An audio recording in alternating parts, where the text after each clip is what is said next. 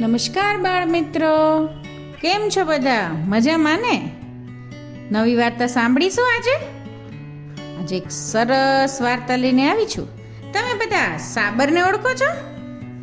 હા, ઈ જ ઓલું લાંબા શિંગડા વાળું હરણ, પણ એને જ કહેવાય સાબર. આજે આપણે એની વાર્તા કરવાના છીએ. તો વાર્તાનું નામ છે રૂપાળા શિંગડા. એક સાબર હતું, એને રૂપાળા વાંકડિયા શિંગડા હતા, પણ એને પગ પાતળા હતા.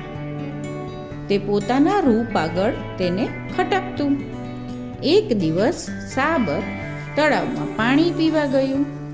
તળાવમાં તેને પોતાનો પડછાયો દેખાયો. પોતાના રૂપાળા શિંગડા જોઈને સાબર ગર્વથી ફૂલાયો ને બોલ્યો, વાહ, સા સુંદર છે મારા શિંગડા. ત્યાં એની નજર એના પગ ઉપર પડી. અરે, આ પગ તે કેવા સોટી જેવા પાતળા છે. મારા રૂપાળા શિંગડા સાથે આ પાતળા પગ શોભતા નથી.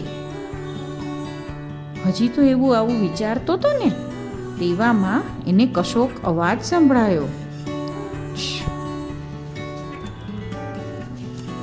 તમને સંભળાયો અવાજ? હા, એવામાં એ લોકોને કશોક અવાજ સંભળાયો.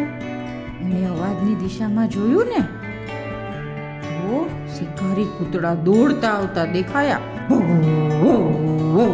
કરતા. એ બી ગયું અને એમનાથી બચવા ભાગ્યો. પાછળ શિકારી કૂતરા દોડતા આવી રહ્યા હતા. જીવ મુઠ્ઠીમાં લઈને સાગર તો ભાગતું હતું. એના પાતળા પગે જ એને દોડવામાં મદદ કરી. અરે, આ ઝાડીઓમાં પેસી જાઉં, કૂતરા અંદર નહીં જ ઘૂસી શકે અને હું મારો જીવ બચાવી શકીશ. આખરે તે ઝાડી પાસે આવી પહોંચ્યું અને ઝાડીમાં ઘૂસીને અંદર છુપાવા ગયો. પણ એના શિંગડા ઝાંખરામાં ભરાઈ ગયા. ત્યાં તો કૂતરા આવી ગયા અને તેમણે સાબરનો શિકાર કરી લીધો. જે શિંગડાનું સાબરને અભિમાન હતું, તે શિંગડાને કારણે જ સાબરે પોતાનો જીવ ગુમાવ્યો. અને જે પગ પાતળા અને એને નહોતા ગમતા, એ પગે જ એને જીવ બચાવવાની દોડમાં મદદ કરી. તો વાર્તા પરથી આપણે શું શીખ્યા? ચોખ્ખી જ વાત છે, કિંમત ગુણની છે, રૂપની નહીં. દેખાતું હોય જે સારું સારું, એ બધું સારું હોય એવું ના હોય.